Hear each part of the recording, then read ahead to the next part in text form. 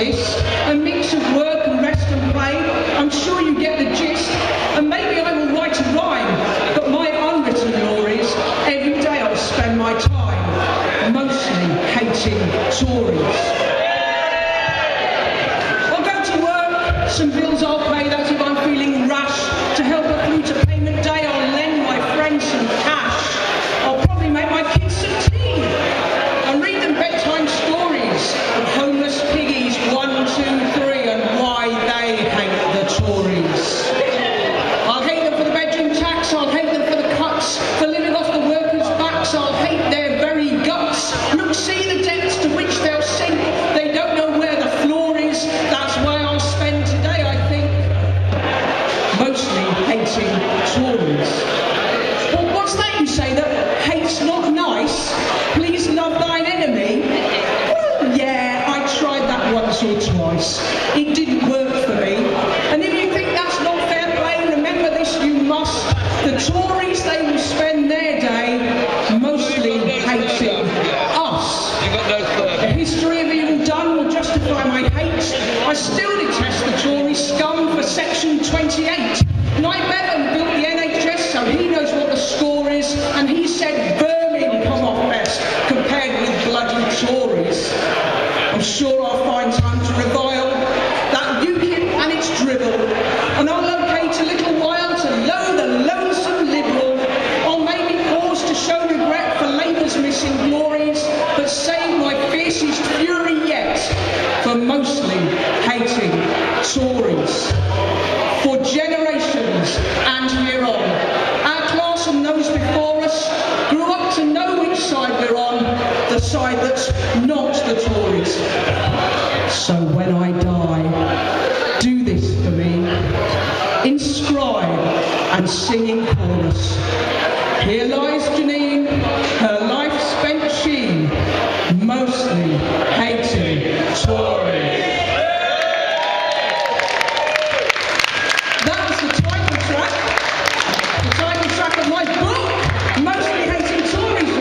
Assistant over there is selling. I do like to move on from hating Tories in general to hating specific Tories. So here's a quick limerick for you. The Health Secretary is named Jeremy Hunt. He sits on the benches at front. It would, inter alia, insult female genitalia to call him a vile Tory cunt. Does it sound okay? It's kind of echoing and booming at me. I can't hear myself very well. Can you hear me? Fantastic! Well, let's not let UKIP off the hook while we're doing all this Tory hating. Did you hear UKIP's campaign director a couple of weeks ago described Nigel Farage as snarling, thin-skinned and aggressive. Okay? So I wrote this very short poem. He snarls, he gnaws, perhaps he'll bite. His skin is thin, at least it's white. He's aggressive, regressive, possessive, recessive, and really not all that impressive. His director's description may sound ugly, but it fits his politics rather snugly.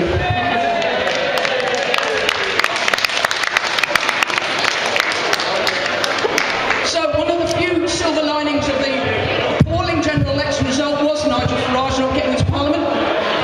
And another silver lining was Esther McVey leaving Parliament. There will of course be a new minister for cutting benefits and driving disabled people to suicide. So I've written their first parliamentary speech for them, and this is called Once Upon a Tory Time.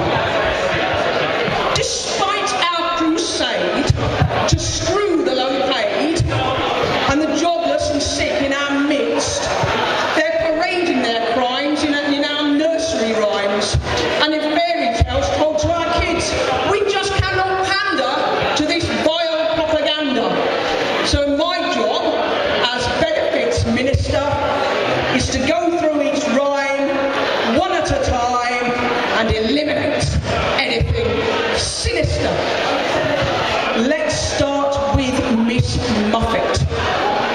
She sits on that tuffet, eating her curds and her whey. Get up, you slob!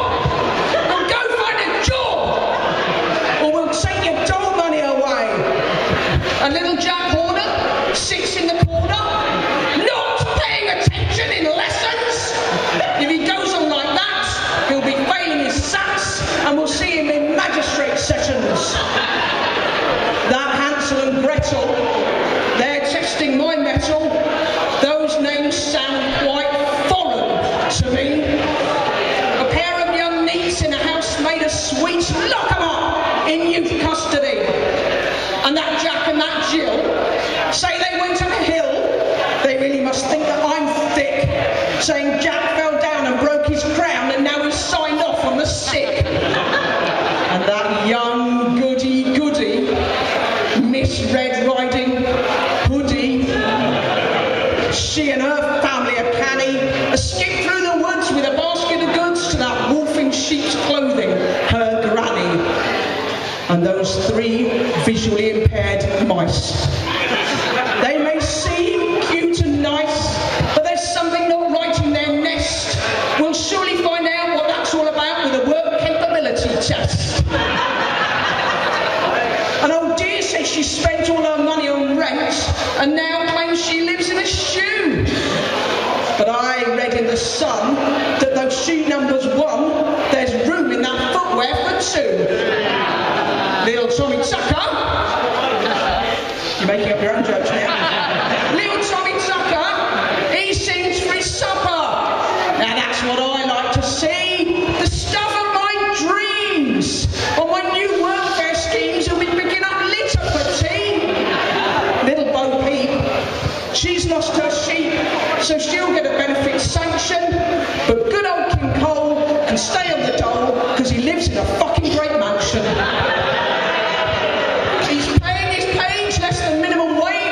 And exploiting his fiddlers 3, his morals are lax, he avoids paying tax, and all of that's okay by me. So take a good look before we burn every book, and select a true blue, tall and fable. Play with hard-working dolls, or we'll send in the trolls. Cameron, Osborne, but not Cable.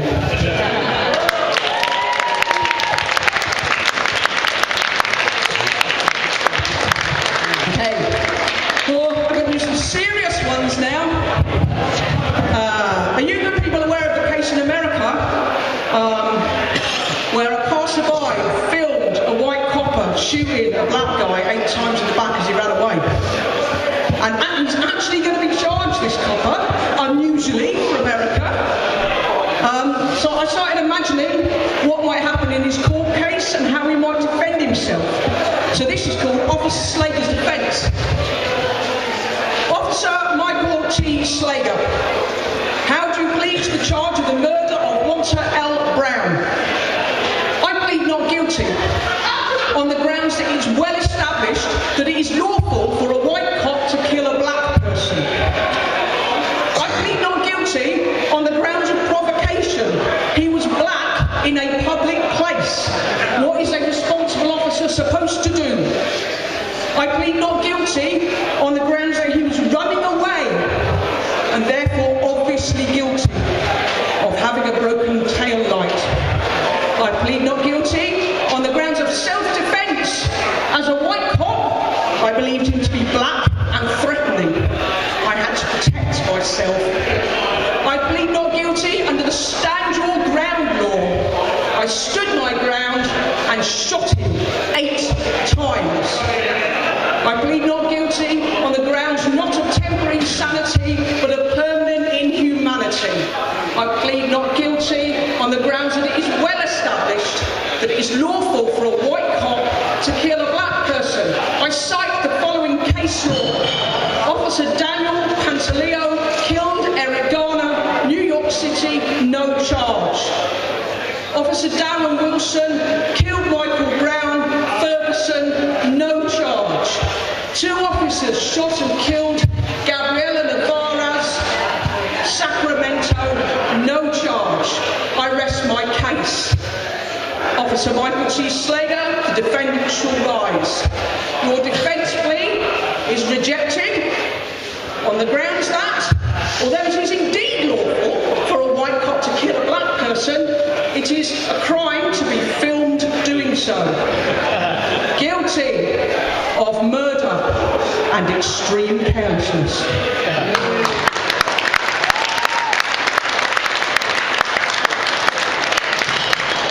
Okay, so when they do vote about what's the most popular poem in England, in English poetry, the winner is usually, if by that right-wing imperialist tossbag Rudyard Kipling. So that's the one that starts, if you can keep your head while all around you are losing theirs and blaming on you, and it ends up saying, yours is the world and everything that's in it, and what is more, you'll be a man, my son. So I thought that needs rewriting. So I rewrote it. I couldn't be asked to rewrite the title, so this is still if. If you evade your tax while all around you are paying theirs and saying you should too, if values like integrity confound you, but ruthlessness comes easily to you, if you can live off other people's labours and add their output to your growing hoard, and still proclaim yourself the wealth creator, that massive bonus is your just reward.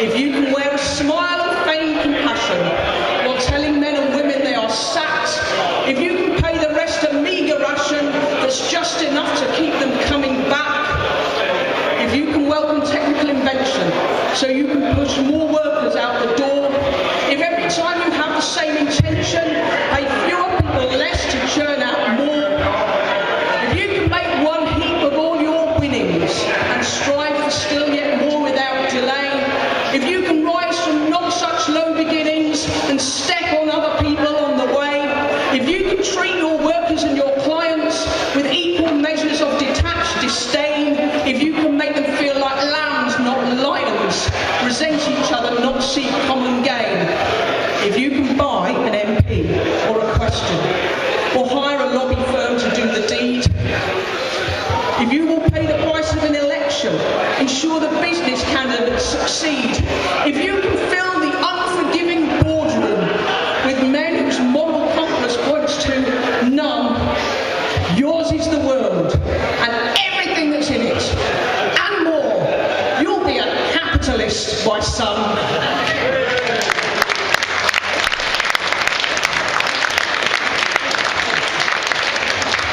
On the subject of classic English poetry written by right-wingers, Philip Larkin. This poem isn't about Philip Larkin. It was inspired by a single line from Philip Larkin's biography. And I read a biography of Philip Larkin recently, and it describes one of his Oxford University friends as, amongst other things, an author of several unpublished books.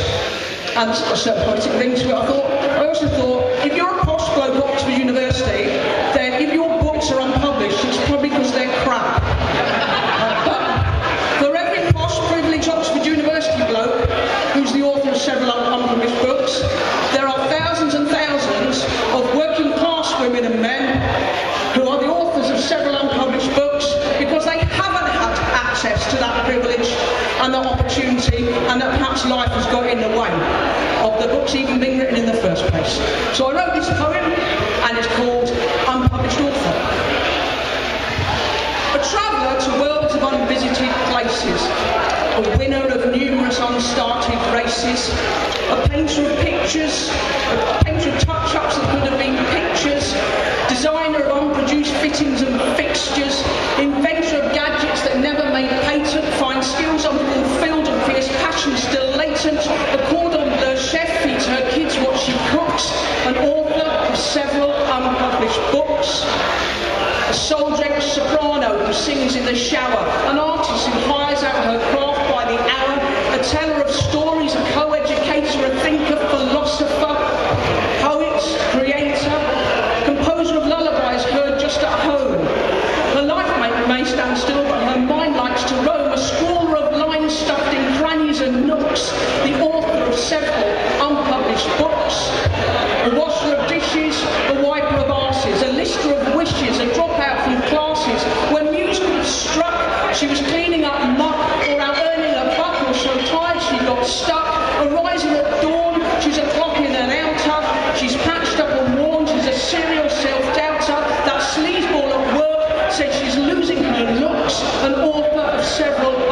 unpublished books. She'd dance in the dark, but her name was abusive. Containerised living is hardly conducive.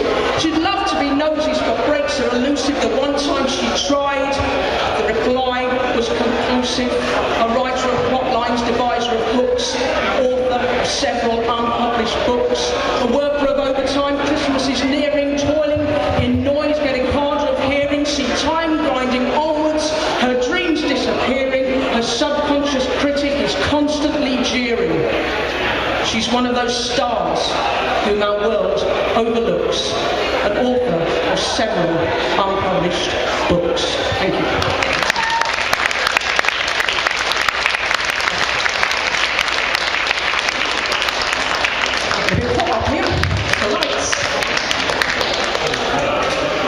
Have any of you on your travels seen an advert for Protein World Slimming Shakes?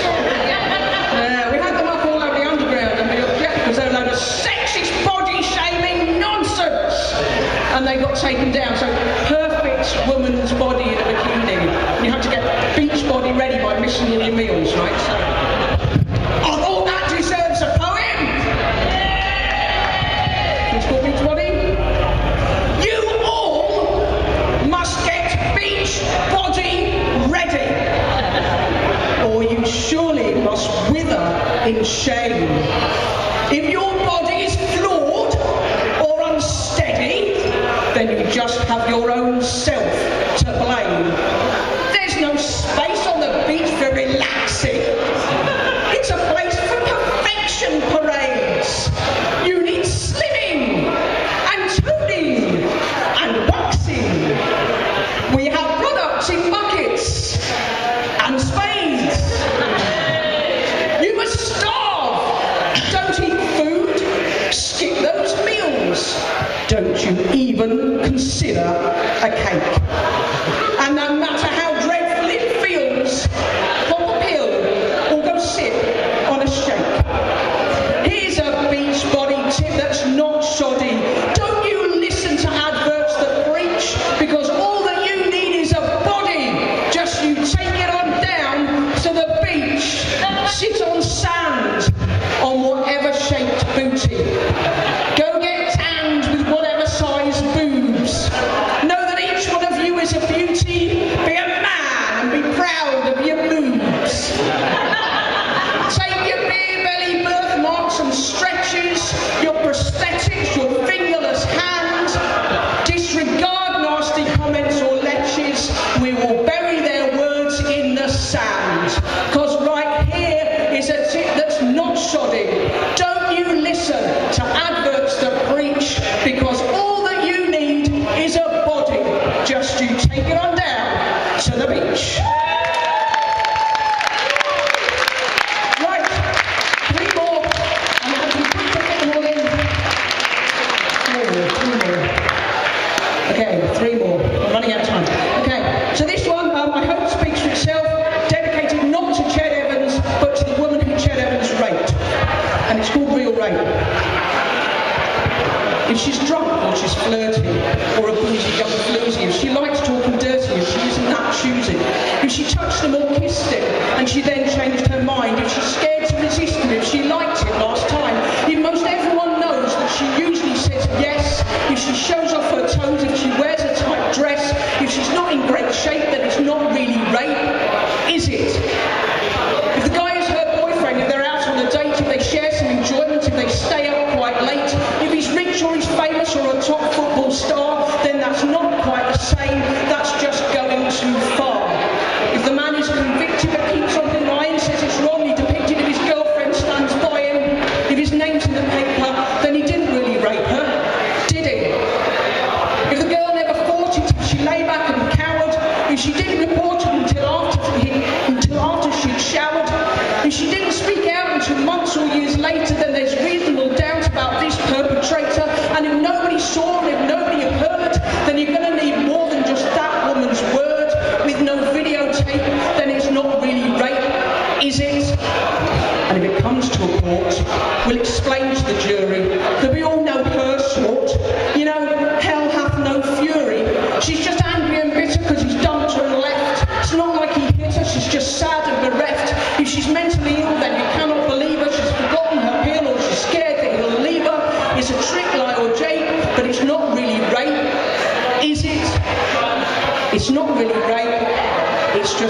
bad bedroom manners.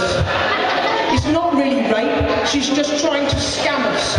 It's not rape, says a shirt, it's a snuggle with a struggle. She's not really hurt, she's just trying to cause trouble. It's not really a crime, it's another blurred line. You know, men don't have time to decode every sign in the sexual landscape, so it's not really rape, is it? Real rape takes place on a poorly lit lane with a mask on the face of a man who's insane. Real rape's committed by sick monsters with knives and by psychos and rippers, not by ordinary guys. Real rape victims are angels. They're sober and chaste. They're jumped on by strangers. They report it post-haste and they try to escape. We'll accept that's real rape. Please, let's stop making out there are some rapes worth less, or they somehow don't count, as the slogans will stress that wherever we go and however we dress, the word no still means no, only yes can mean yes. If she says neither word or you can't really tell, then she hasn't concurred, and so that's no as well. It's consent seals the deal, and without it, rape's real. Thanks.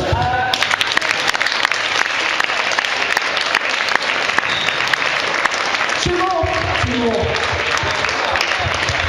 Headline hits in case of domestic violence and murder. News all over the world over the last couple of years. Only the media seems to have forgotten, seem to not know the name of the victim, only the name of the perpetrator. So I wrote this poem to remind them. Her name is Reva Steenkamp, not Oscar Pistorius' girlfriend, not model, not reality TV star. Her name is Reva Steenkamp. She was not just a model, but a law graduate. She was not just a reality TV star, but a campaigner against violence. This story is about her killing, not about his fame, or it ought to be. Her name is Reva. His name is Oscar Pistorius, and every news report calls him that. Her name is Reva Steenkamp, sometimes mentioned, but only after his model girlfriend. He slept with guns.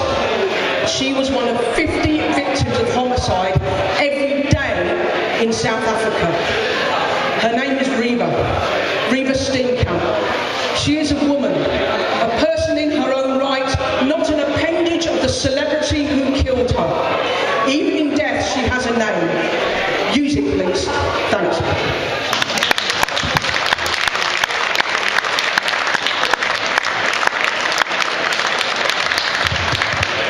I've got time for two more or one? Just the one. Two. Fantastic. Hey, that's one and my encore then. So, this one is about finding your voice, which I guess what's getting on stage is all about. It's called spoken word. She chose a day to cast away the gags she'd wear or words she'd say. She booked the date twice underlined, the day she set to speak her mind. She told the shop she's not impressed with 2-for-1s and more for less and firm but fair. She told them flat she did not want to drink with that. She told the phone she did mind holding, that she was bored of paper folding. She told the useless referee that was a slam dunk penalty. She called out in her dressing gown to turn that blasted racket down. She stared ahead and did not blink. The day she'd say just what she'd think. She told the preacher at the station to quit the hellfire and damnation. She told her landlord rent's not due until he's fixed her leaking loo. She told the rental agent's bloke 200 quid a week's a joke. She told her boss she's off at 3, so call it nauseous lethargy. I'm sick and tired of work, you see, and I've got somewhere else to be. Her frown relaxed, her toes uncurled, the day she chose to tell the world. She told a poll that stopped to ask she has no favourite facial mask. And yes, she knows which way she's voting, so no, put her down as floating. She phoned up Boots and Goldman Sachs and told them they should pay their tax. She shouted at the TV crews, celebs and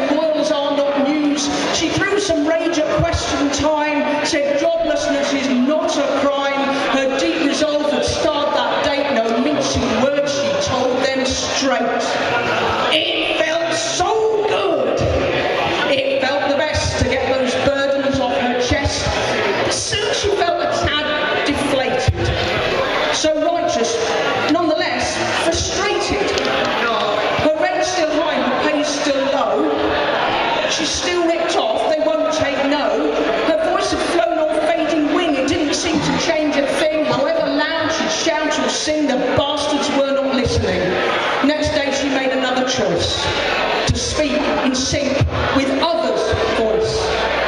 They gave their boss a stern rebuff. The pale offer's not enough. They told the man who beats his wife to get the hell out of her life.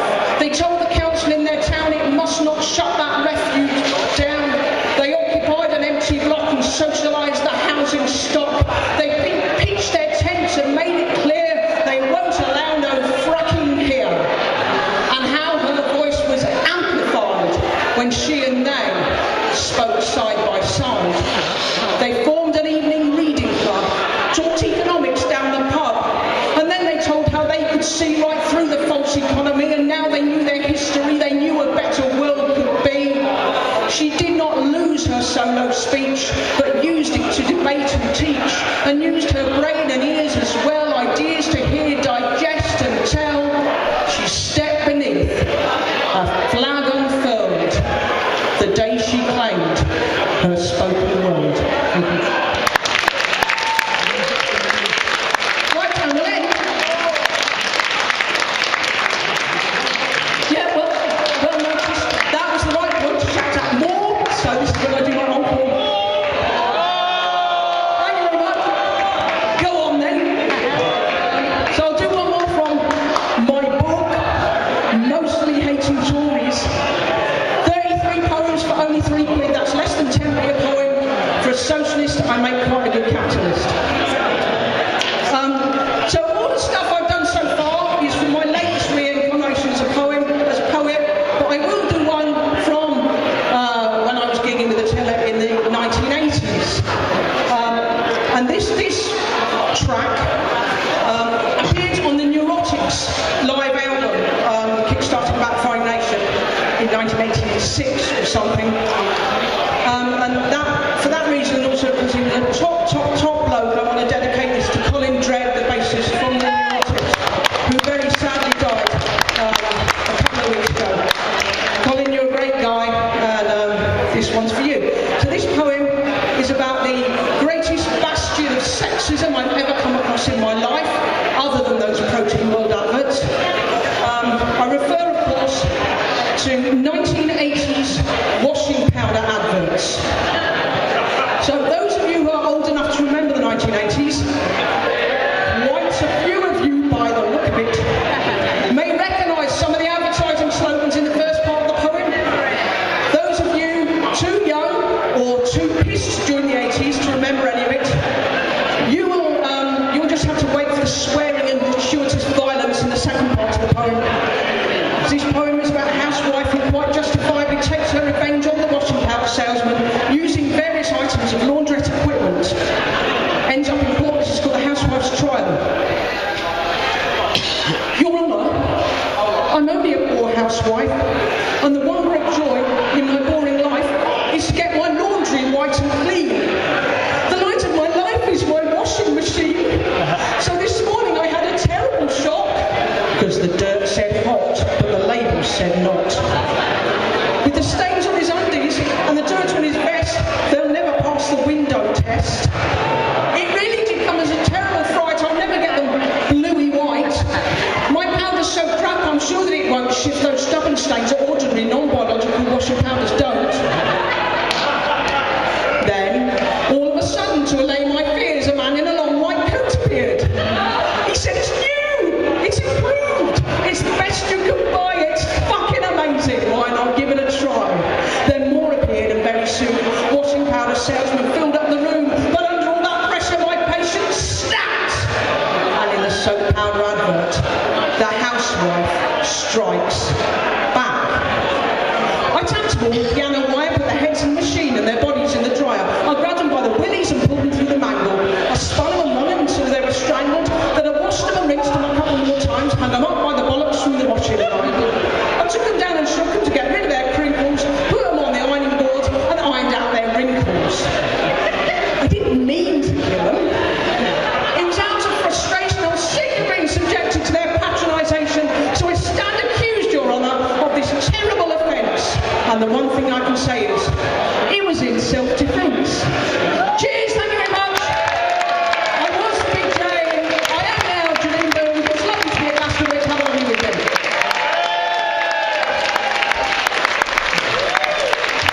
Big J, give her a great big hand. That's fantastic. Absolutely brilliant. You know, it's great to have her back, sort of ranting. Fantastic, absolutely fantastic. And yeah, buy her book, it's £3. There's child labour down there in the shape of Harrison, who will wave it in your face till you buy it, I'm sure. So do buy a book. In a very few minutes, the mighty Chard Hearts from Swindon will be shoving